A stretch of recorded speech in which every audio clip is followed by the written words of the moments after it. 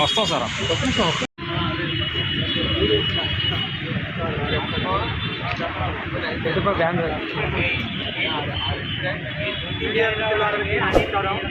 ఈరోజు విశాఖపట్నంలో జోక్స్ అన్ని కూడా కట్ అయిపోయింది. దాంట్లో సార్ వాళ్ళు కట్ చేశారు మా ఆందోళన. తర్వాత ఏ సర్టిఫికేట్ ఇచ్చారు ఏంటి కాదట విషయం తేలట. నిర్మాత దర్శకులు వాళ్ళందరూ కూడా చావు దెబ్బతిన్నారు. తెలుగు సినిమా రంగ చరిత్రలో మొట్టమొదటి వ్యవస్థాపక ప్రధాన కార్యదర్శిని. 1986 అక్టోబర్ 2న నరసరావుపేటలో ఈ ఉద్యమం బిగినై రాష్ట్ర స్థాయికి వెళ్ళింది. ఆ వెళ్ళడానికి దోహదం చేసినటువంటి ప్రధాన ఘట్టం గుంటూరు శేషేంద్ర శర్మ అని చెప్పి హైదరాబాద్లో ఉంటారు ఆయన. అప్పటి ఒక వీక్లీలో పేరు చెప్పాలంటే ఆంధ్రజ్యోతి వీక్లీలో కామోత్సవ్ అనేటువంటి చాలా దరిద్రపు సీరియల్ బిగినైంది.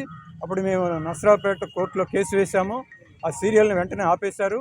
శేషేంద్ర శర్మ, గుంటూరు మన తర్వాత పురాణ సుబ్రహ్మణ్య శర్మ, ఆంధ్రజ్యోతి ఎండి జగదీష్ ప్రసాద్ వాళ్ళందరూ కోర్టులో హాజరయ్యారు. వెంటనే ఆ సీరియల్ని ఆపేశారు. అది మా ప్రథమ విజయం.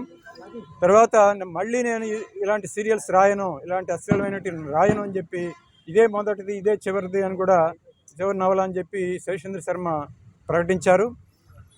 ఈ క్రమంలో ఆ యొక్క గొప్ప పోరాట గాథని ఈ కామోత్సవ దహనం అనే పేరుతో తీసుకొచ్చాం. రాష్ట్రంలో అనేక మంది సాహితీవేత్తలు, ప్రజా సంఘాలు ఆ రోజున 1987, 89 ప్రాంతంలో వాళ్ళందరూ కూడా మమ్మల్ని అభినందిస్తూ ఉత్తరాలు రాశారు, సందేశాలు పంపించారు. శేషేంద్ర శర్మ యొక్క ఈ దరిద్రపు నవలని ఏకిపారేశారు.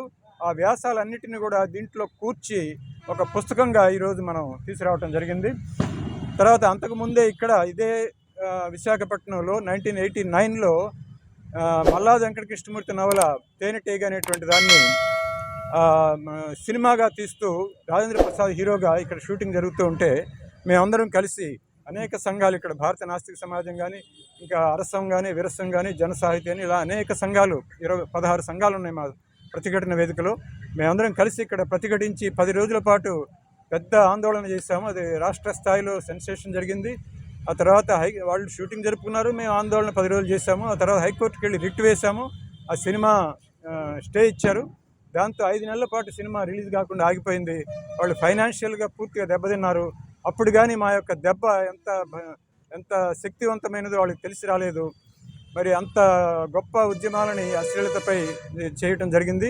ఇంకా ఆ క్రమంలో అనేక ఉద్యమాలు, ఉదాహరణకి గాంధీ సినిమా మీద, రాజశేఖర్ గాంధీ సినిమా మీద రిట్ హైకోర్టులో వేసేస్తే నేటి గాంధీగా పేరు మార్చి 70 కట్స్ విధించారు. దాంట్లో ఐ లవ్ యూ టీచర్ అనేది కూడా టీచర్ని డిలీట్ చేశారు మా ఆందోళన వలన.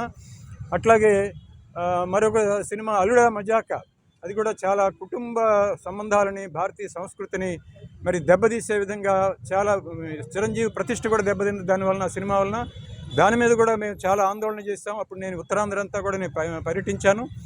ఈ విశాఖపట్నం కలెక్టరేట్ ముందు కూడా ధర్నా చేశాము. అది చివరికి మన ఢిల్లీకి రీసెన్సార్కి వెళ్ళి దాంట్లో అనేక సీన్స్ కట్ అయినాయి మన యొక్క ఆందోళన వల్ల. ఈ రకంగా ఈ అశ్లీల విష సంస్కృతి ఇప్పుడు ఈ ప్రింట్ మీడియాని మానిపోయి అధిగమించి టీవీలకి, సామాజిక మాధ్యమాలకి చేరుకుని అరచేతులు అశ్లీలం వచ్చేసింది.